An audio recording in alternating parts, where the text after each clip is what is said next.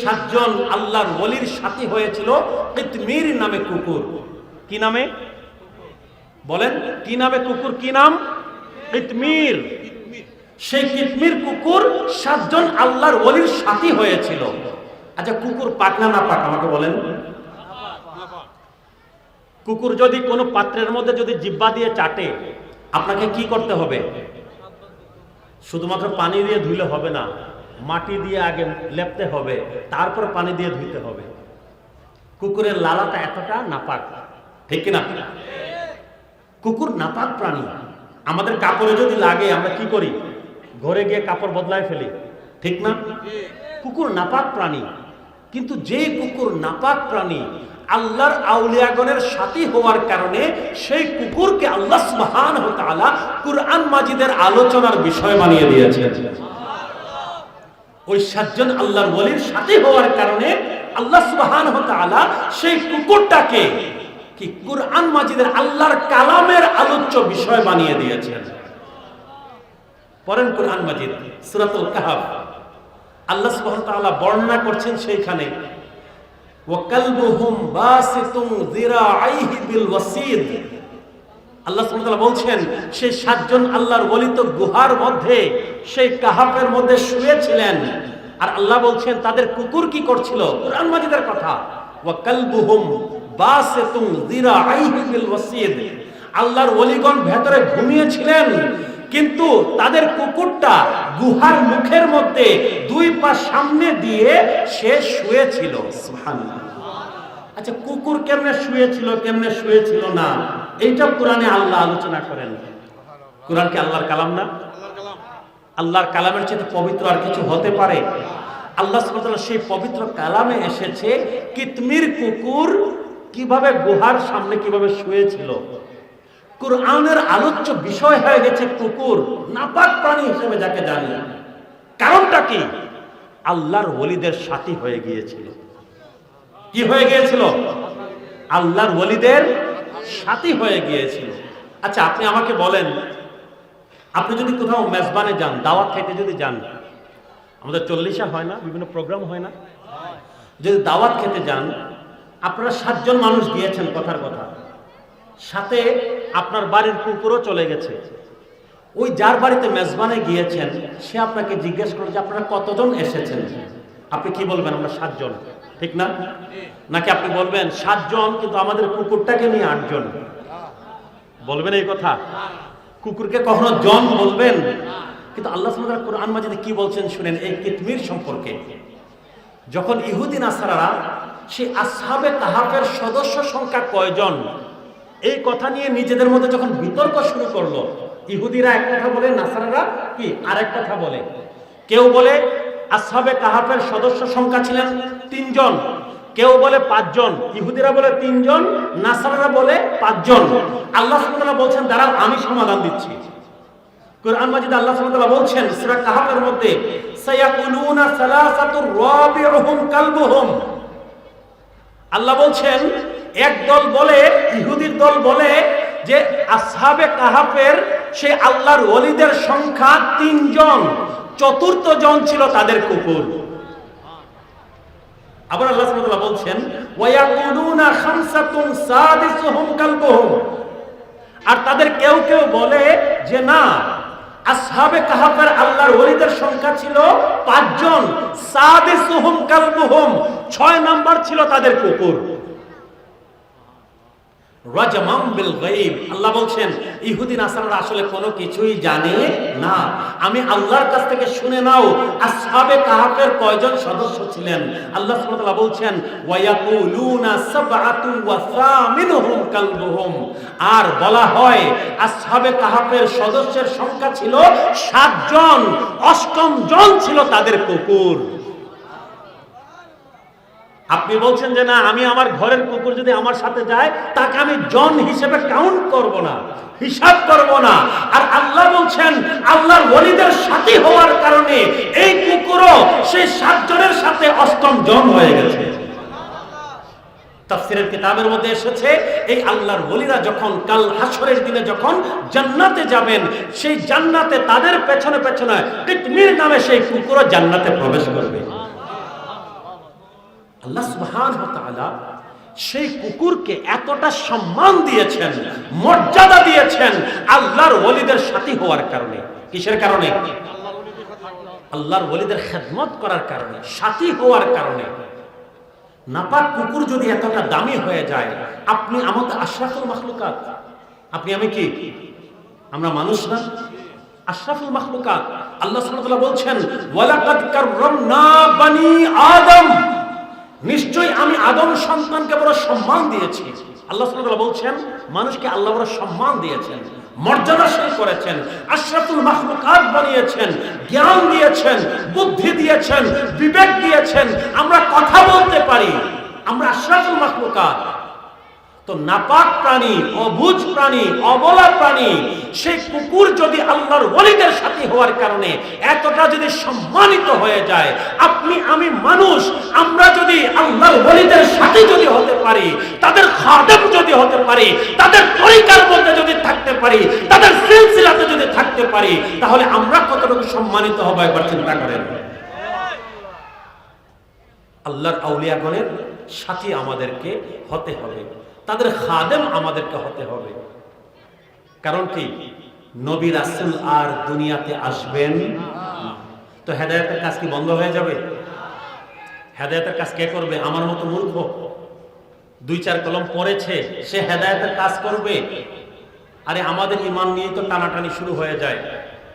হাদিয়া যদি 2-4 টাকা কম দেন আমাদের মুখ বেজার হয়ে যায়, ঠিক কি না? হাদিয়া একটু যদি কম বেশি হয়ে যায় আমাদের মুখ বেজার হয়ে যায়, আমাদের দ্বারা কি হেদায়েত হবে? হেদায়েত তো করেছেন খাজা মঈনুদ্দিন চিশতি আজমিরি সঞ্জরি রাহিমাহুল্লাহ, হেদায়েত করেছেন গাউসুল আজম গাউসুস সাকলাইন ইমাম সাইয়্যিদুনা মুহিউদ্দিন আব্দুল কাদের জিলানী রাহিমাহুল্লাহ, হেদায়েত করেছেন 360 আউলিয়া, তারা হেদায়েত করেছেন, কোনো বিনিময় নেন নাই। উল্টা কি? টাকা পয়সা, অর্থ সম্পদ, মা বাবা, আত্মীয় স্বজন, দেশ কেশ সকল কিছু ছেড়ে দিয়েছেন নবীর দ্বীনের জন্য। তারা কি কেউ কি বাংলাদেশি, পাকিস্তানি, ইন্ডিয়ান? সবাই আরব দেশ থেকে এসেছেন, পারস্য থেকে এসেছেন, নিজের সকল কিছু ছেড়ে দিয়েছেন নবীর দ্বীনকে মানুষের কাছে পৌঁছে দেওয়ার জন্য। তো তারা যদি আমাদের আদর্শ না হন, আমাদের আদর্শ কারা? আমাদেরকে তাদের ভালোবাসতে হবে, তাদেরকে ভালোবাসতে হবে, তাদেরকে মহব্বত করতে হবে, তাদের তরিকাতে আমাদেরকে থাকতে হবে। কিন্তু প্রিয় ভাই এবং বাবারা, আমরা অনেকেই হয়তো বা তাদেরকে মহব্বত করি, ভালোবাসি, তাদের শান মান হয়তো বা আমরা গাই, কিন্তু তাদের তরিকা অনুসরণের বিষয় যখন আসে, তারা যেই পথে চলে গেছেন সেই পথ অনুসরণের কথা যখন আসে, তখন আমাদের বেশিরভাগকে আর খুঁজে পাওয়া যায়। আল্লাহর আউলিয়াগণকে মহব্বত হয়তো আমরা করি, কিন্তু মহব্বত যদি করেন, মহব্বতের একটা দাবি হচ্ছে অনুসরণ। মহব্বতের একটা দাবি কি বলেন? মহব্বতের একটা দাবি হচ্ছে অনুসরণ। আপনি নবীকে মহব্বত করেন, নবীর পথ আপনাকে অনুসরণ করতে হবে।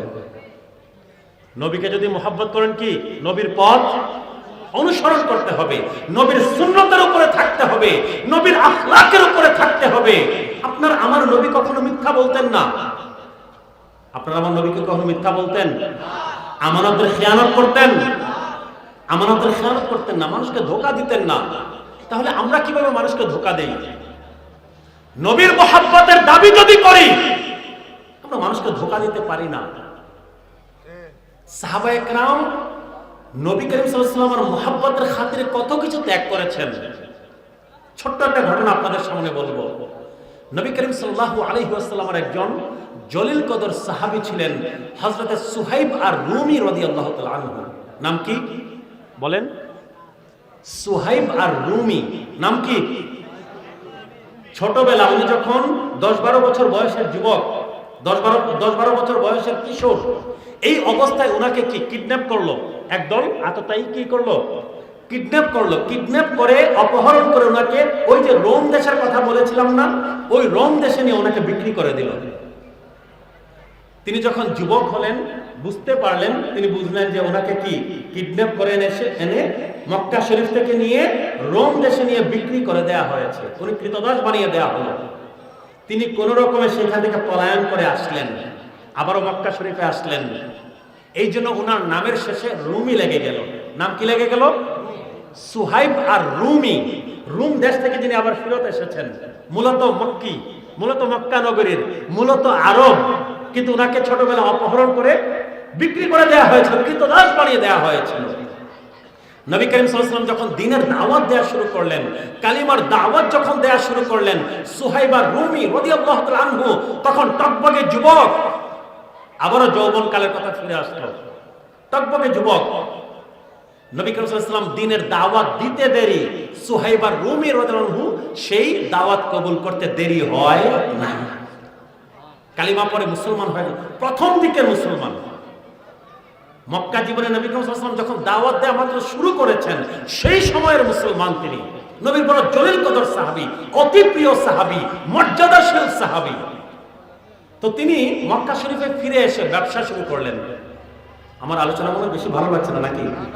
উসখুস করতেছেন অনেক বেশি। আমি আগেই বলেছি, আমি লম্বা টান দিয়ে সুর রাগিনী দিয়ে মানে যেই কথা বলতে আমার 10 মিনিট লাগে, এটাকে টেনে টেনে আমি 1 ঘন্টায় বলতে পারি না। আমার কথা বলার থাকে অনেক বেশি, ইনফরমেশন অনেক বেশি, সময় খুবই কম। যে কথা আপনাদেরকে বলেছি এত সময়, এই কথা যদি সুর রাগিনী দিয়ে বলতাম তাহলে মোটামুটি 3-4 ঘন্টা হয়ে যেত, ঠিক না?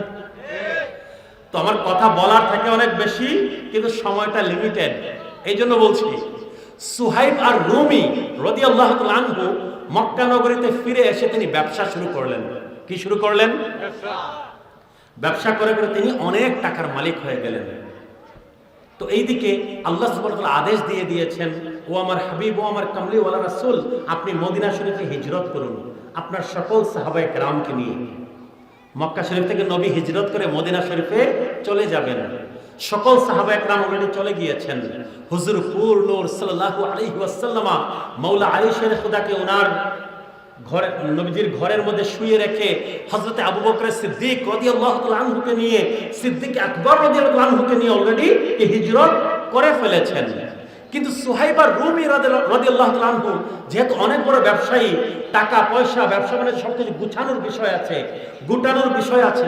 একটা ব্যবসা দিতে কি দিলে যদি আপনি গুটাতে চান, বন্ধ করে দিতে চান, একটু সময় লাগে না? চাইলে কি ব্যবসা বন্ধ করে দেওয়া যায়? তো ব্যবসা গুটাতে গুটাতে সকল সাহাবায়ে কেরাম মদিনা শরীফ অলরেডি কি চলে গেছেন। দয়াল নবীজিও চলে গেছেন, সাহাবায়ে কেরামও চলে গেছেন। সুহাইব আর রুমি রাদিয়াল্লাহু তাআলা আনহু অবশেষে সকল ব্যবসা বাণিজ্য গুটিয়ে আনলেন, যা যা ছিল পণ্যদ্রব্য সব বিক্রি করে দিলেন। ওনার হাতে নগদ স্বর্ণ মুদ্রা, রৌপ্য মুদ্রা আসলো। কি আসলো? আমার সাথে বলেন। নগদ স্বর্ণ মুদ্রা, রৌপ্য মুদ্রা। আরবিতে বলে দিনার এবং দিরহাম। কি বলে? দিনার হচ্ছে স্বর্ণ মুদ্রা আর দিরহাম হচ্ছে রৌপ্য মুদ্রা। এখন আমাদের দেশে যে কাগজ, আমাদের হাতে যে কাগজের টাকা, এই কাগজের টাকা তখন কি ছিল? মনে রাখবেন, এই কাগজের টাকা সব নষ্টের মূল। এই কাগজের টাকা কি নষ্টের মূল। ইসলামের মুদ্রা যদি বলেন, সেটা হচ্ছে স্বর্ণ মুদ্রা এবং রৌপ্য মুদ্রা। যাক, এটা অন্য আলোচনা, আমি ওইদিকে যাচ্ছি না। তো স্বর্ণ মুদ্রা, রৌপ্য মুদ্রা সকল কিছু নিয়ে উটের মধ্যে বুঝাই করলেন সুহাইব আর রুমি রাদিয়াল্লাহু তাআলা আনহু। মক্কা শরীফ থেকে মদিনা শরীফ যাবেন, উট বুঝাই করলেন। আবু জাহল, ওয়ালিদ ইবনে উতবা সকলে কি তার বাহিনী নিয়ে এসে ওনার সামনে এসে দাঁড়ালো।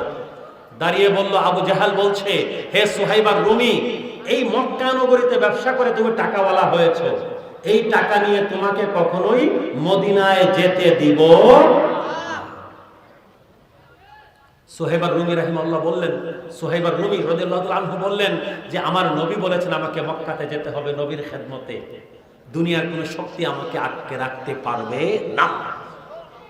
আবু জাহেল বলল, হে সুহাইব আর রুমি, তোমাকে আমি বড় বেশি পছন্দ করি, তোমাকে আমি একটা শর্ত দিচ্ছি, তুমি মক্কা নগরীতেই থাকো, তুমি ইসলামের উপরেই থাকো, নামাজ রোজা সব করো, কিন্তু তুমি মক্কাতেই থাকো। টাকা পয়সাগুলো নিয়ে, এই স্বর্ণ মুদ্রা, রৌপ্য মুদ্রা নিয়ে তুমি মদিনাতে যাইও না। কারণ এত এত টাকা পয়সা যদি মক্কা থেকে সরে যায়, মক্কার অর্থনীতি দুর্বল হয়ে যাবে। আমাদের দেশে কি হয়, মানি লন্ডারিং শুনেন না? বড় বড় আমাদের বড় বড় কর্তা ব্যক্তিরা বাংলাদেশের টাকা পয়সা, ডলার সব পাচার করে বেগম পাড়াতে নিয়ে কি কানাডা এবং বিভিন্ন দেশে নিয়ে আমাদের দেশকে ফকির করে দিয়েছে, কাঙ্গাল। তো টাকা যদি অন্য দেশে চলে যায় কি হয়? দেশের অর্থনীতি কি দুর্বল হয়ে যায়? তো আবু জাহেল বলছে কি, টাকা তো এগুলো মক্কাতে কামিয়েছো, মক্কাতে রাখো, মদিনাতে নিতে দিব না। ওয়ালিদ ইবনে উতবা করলো কি, মাঝখানে অনেক বড় জাহেল ছিল ওয়ালিদ ইবনে উতবা, অনেক বড় জালিম। তলোয়ার বের করলো, বলল সুহাইব আর রুমি একদম দেহ থেকে গলা ফেলে দিব যদি খালি মদিনায় যাওয়ার নাম যদি নেও টাকাগুলো নিয়ে।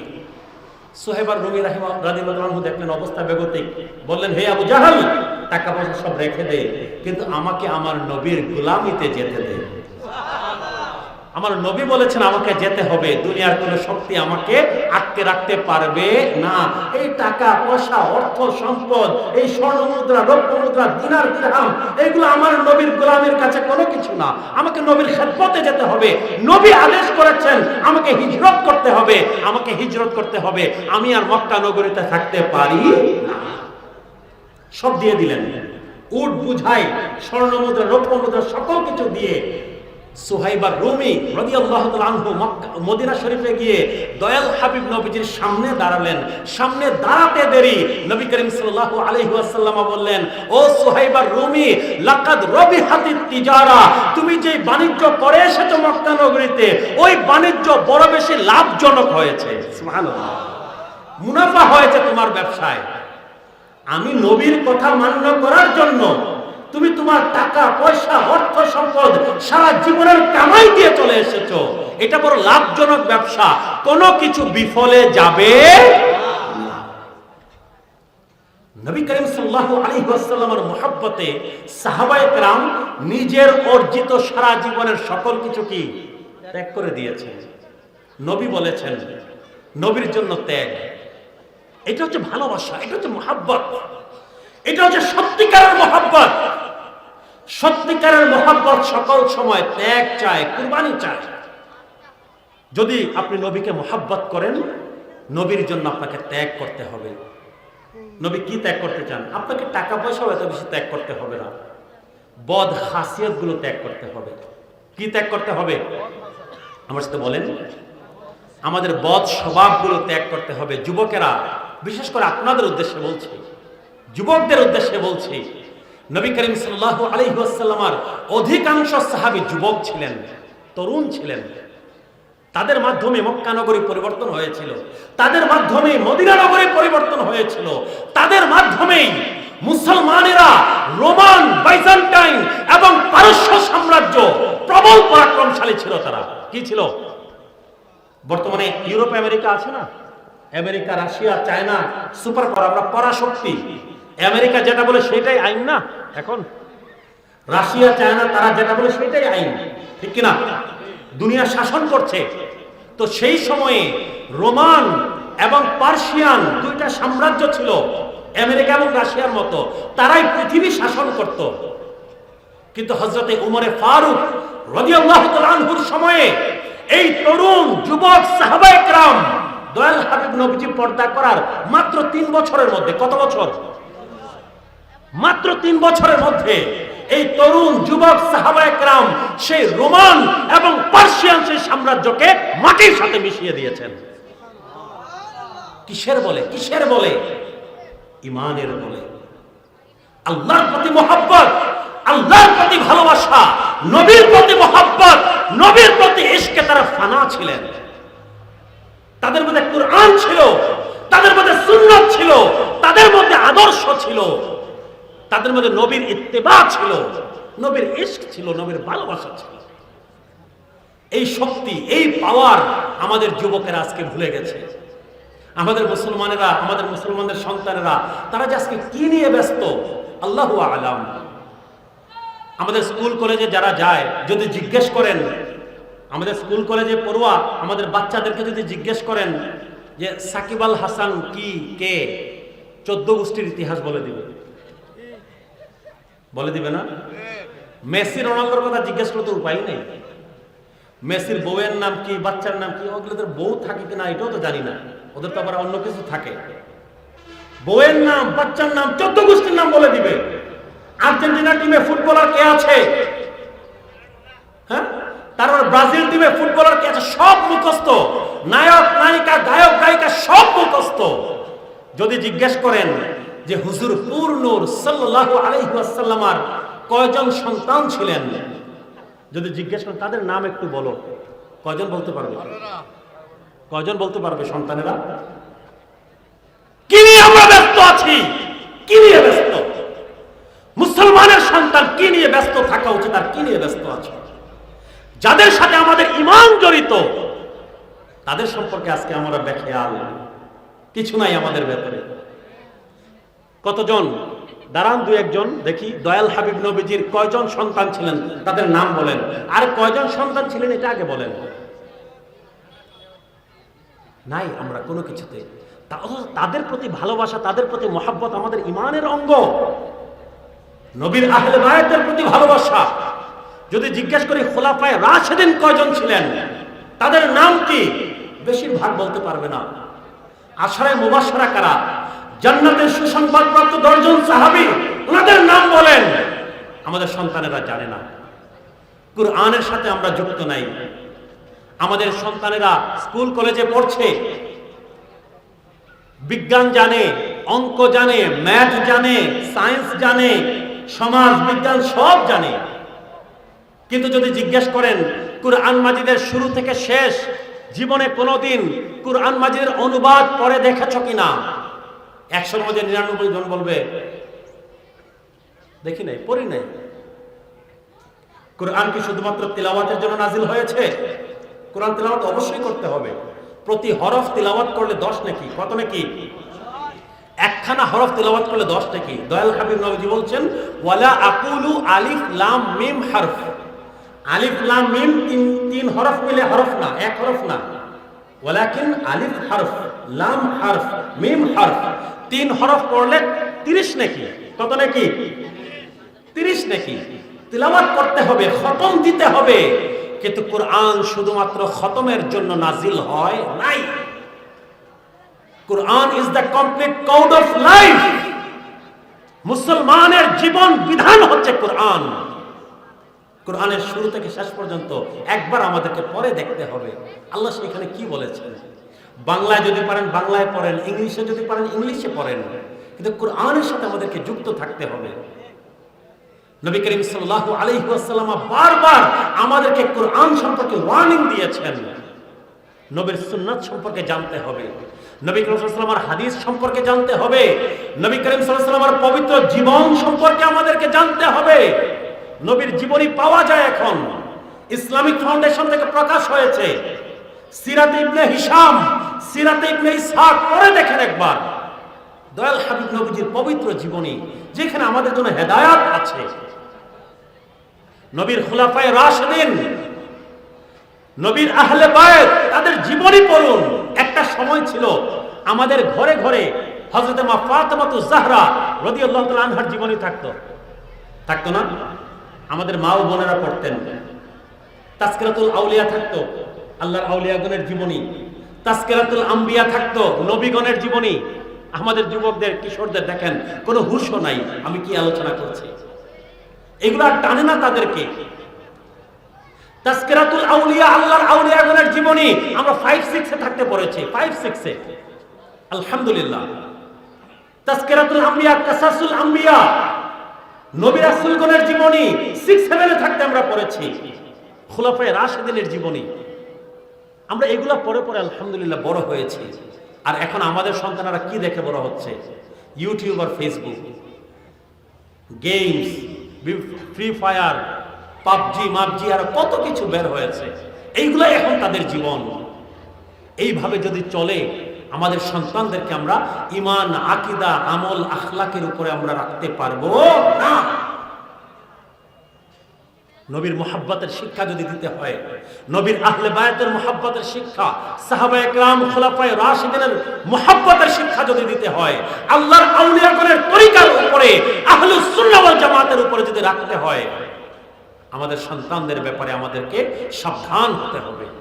তাদেরকে এখন থেকে শিক্ষা দিতে হবে সুন্নিয়ত কি জিনিস, মিলাদ কিয়াম কি জিনিস, নবী করিম সাল্লাল্লাহু আলাইহি ওয়াসাল্লামের দুরূদ এবং সালাম কি জিনিস, নবীর সাথে মুহাব্বত কি জিনিস, মদিনার সবুজ গম্বুজ কি জিনিস, মদিনা শরীফ কি জিনিস, নবী করিম সাল্লাল্লাহু আলাইহি ওয়াসাল্লামের রওজা শরীফ কি জিনিস, আল্লাহর আউলিয়া কারা, তাদের সম্মান কি, মর্যাদা কি আমাদেরকে বুঝতে হবে, তাদেরকে বুঝাতে হবে, তাদেরকে জানাতে হবে, তাদেরকে এখন থেকে সেই তরিকার সাথে আমাদের সম্পৃক্ত করতে হবে। আদারওয়াইজ আমরা আমাদের সন্তানদেরকে হেদায়াতের উপরে রাখতে পারবো না। মনে করবেন, মনে রাখবেন, বড় কঠিন সময়ের মধ্য দিয়ে আমরা যাচ্ছি। সুন্নি ঘরের সন্তানেরা স্কুল কলেজ ইউনিভার্সিটিতে গিয়ে নাস্তিক হয়ে যায়। নাউজুবিল্লাহ বলবেন না? সুন্নি ঘরের সন্তান স্কুল কলেজ ইউনিভার্সিটিতে গিয়ে ঈমান হারা হয়ে যাচ্ছে, নাস্তিক হয়ে যাচ্ছে, সেকুলার হয়ে যাচ্ছে। সুন্নি ঘরের সন্তান স্কুল কলেজ ইউনিভার্সিটিতে গিয়ে ডাব্লিউ হয়ে যাচ্ছে, ডাব্লিউ ওয়াহাবি হয়ে যাচ্ছে, সালাফি হয়ে যাচ্ছে, ভিন্ন মতবাদের হয়ে যাচ্ছে, বলে মাযহাব লাগে না। কি বলে? বড় বড় ইমাম, এমনকি যারা হাদিস সংকলন করেছেন, ইমাম বুখারী, ইমাম মুসলিম, ইমাম তিরমিজি, ইমাম আবু দাউদ, ইমাম নাসাই, ইমাম ইবনে মাজাহ, যারা হাদিসের কিতাবগুলো সংকলন করেছেন, তারাও কোনোদিন বলতে সাহস করেন নাই যে আমরা মাযহাব মানি না। তারাও কোনো না কোনো মাযহাব অনুসরণ করতেন। আর এখন আমাদের সন্তানেরা 2-4 লাইন বাংলা পড়ে, বাংলা কিতাব পড়ে, তারপর বলে কি মাযহাব মানে না, বলে মাযহাব লাগে না। কেন হচ্ছে এগুলো? আমরা আমাদের সন্তানদেরকে ছোটবেলা থেকে যেই তারবিয়ত দেওয়ার কথা, যেই শিক্ষা দিয়ে আমাদের সন্তানদেরকে বড় করার কথা, সেই শিক্ষা আমরা দিতে পারছি না। প্রিয় ভাই এবং বাবারা, শেষ কয়েকটা কথা বলবো। আল্লাহর আউলিয়াগণকে আল্লাহ সুবহানাহু ওয়া তাআলা কি পরিমাণ ক্ষমতা দিয়েছেন, আল্লাহর আউলিয়াগণকে আল্লাহ সুবহানাহু ওয়া তাআলা কি পরিমাণ ক্ষমতা দিয়েছেন, আমি শুধু কুরআন থেকে আপনাদেরকে বলছি। সূরা কাহফের 17 নম্বর আয়াত। কত নম্বর আয়াত? যে সূরার আয়াত দিয়ে আলোচনা শুরু করেছিলাম সেই সূরাতেই আছি এখনো। 17 নম্বর আয়াতে আল্লাহ সুবহানাহু ওয়া তাআলা বলছেন, সেই 7 জন আল্লাহর ওলির গুহার বর্ণনা দিচ্ছেন। সেই গুহাটা কেমনে আছে আল্লাহ সুবহানাহু ওয়া তাআলা বলছেন, বা'দা আউযু বিল্লাহি মিনাশ শাইতানির রাজীম, ওয়া তারাশ শামসা ইযা তালাআত তাযাওয়ারু আন কাহফিহিম যাতাল ইয়ামিন। আল্লাহ সুবহানাহু ওয়া তাআলা বলছেন, ও আমার হাবিব, ও আমার কামলিওয়ালা রাসূল, আসহাবে কাহাফের সেই গুহাটা আপনি নবী যদি দেখতেন, আপনি দেখতে পেতেন যে সকালবেলা সূর্য যখন উঠে, সূর্য যখন পূর্ব দিক থেকে কি উদয় হয়, সূর্য ঠিক গুহার উপরে যায় না। আমার সাথে বলেন, সূর্য উঠে কি করে? আমাদের মাথার উপরে আসে না? সবার কি ঘুমে ধরছে নাকি? আমার প্রিয় ভাই মুফতি গিয়াসউদ্দিন তাহিরি সাহেব চলে আসছেন, একটু সময় অপেক্ষা করেন। বলছেন কি যে সূর্য যখন উদিত হয়, উদিত হয়ে সূর্য মাথার উপরে আসবে না? গুহার মুখটা তো এরকম খালি, সোজা এসে এখানে দাঁড়ানোর কথা না? আল্লাহ বলছেন না, আল্লাহর ওলিগণ সেখানে শুয়ে আছেন। মরুভূমির গরম বুঝেন, মিশরে ছিলাম, সৌদি আরবে দেখেছি, দুবাইতে দেখেছি, গরম মানে মারাত্মক অবস্থা। যারা আরব দেশে থেকেছেন তারা বলতে পারবেন, 46 ডিগ্রি, 47 ডিগ্রি, 50 ডিগ্রি গরম হয়ে যায়। দুপুরবেলা কি বাইরে বের হওয়া বড় মারাত্মক বিষয়। সব জায়গার মধ্যে এসি, গাড়িতে এসি, অফিসে এসি, বাড়িতে এসি, কাজের ক্ষেত্রে এসি, সব জায়গায় এসি। এসি ছাড়া, এয়ার কন্ডিশন ছাড়া কি থাকার কোনো উপায় নাই, এত গরম। তো আল্লাহ সুবহানাহু ওয়া তাআলা বলছেন যে সকালবেলা পূর্ব দিক থেকে সূর্য যখন উদিত হয়, এই সূর্য এসে গুহার উপরে এইভাবে এসে দাঁড়ায় না। আল্লাহ বলছেন কি, তাযাওয়ারু আন কাহফিহিম যাতাল ইয়ামিন, সূর্য একটু কি ডান দিকে হেলে যায়। বলেন না সুবহানাল্লাহ। আল্লাহর আউলিয়াগণের কষ্ট হবে, তারা তো মারা যান নাই, তারা তো ইন্তেকাল করেন না, তারা তো শুয়ে আছেন। তারা কি? এবং আল্লাহ সুবহানাহু ওয়া তাআলা কুরআন মাজিদে বলেছেন তারা মাঝে মাঝে করটো বদলাইছেন, এক পাশ থেকে আরেক পাশেও গিয়েছেন, কিন্তু তারা ঘুমে 309 বছর। কত বছর? 309 বছর। 309 বছর পরে আল্লাহ তাদেরকে আবার কি ঘুম থেকে তুলেছেন। কুরআন মাজিদের কথা, ঘুম থেকে তুলেছেন। দীর্ঘ আলোচনা, ঘুম থেকে আল্লাহ তাদেরকে তুলেছেন। এখন যেই আল্লাহ আল্লাহর ওলিদেরকে 309 বছর পর্যন্ত ঘুম পাড়িয়ে রাখতে পারেন গুহার মধ্যে, সেই আল্লাহ আল্লাহর আউলিয়াগণকে, শাহজালাল মুজাররদ ইয়ামিনীকে, নাসিরউদ্দিন সিপাহ সালার রাহিমাহুল্লাহকে, খাজা মুঈনুদ্দিন চিশতি রাহিমাহুল্লাহকে, বরপীর দস্তগীর রাহিমাহুল্লাহকে, তাদেরকে কি আল্লাহ সুবহানাহু ওয়া তাআলা কবরের মধ্যে, মাজারের মধ্যে তাদেরকে কি জীবিত রাখতে পারেন না? কোরআন বলছে আল্লাহর আউলিয়াগণকে আল্লাহ 309 বছর ঘুম পাড়িয়ে রেখেছেন, আবার তাদেরকে ঘুম থেকে তুলেছেন।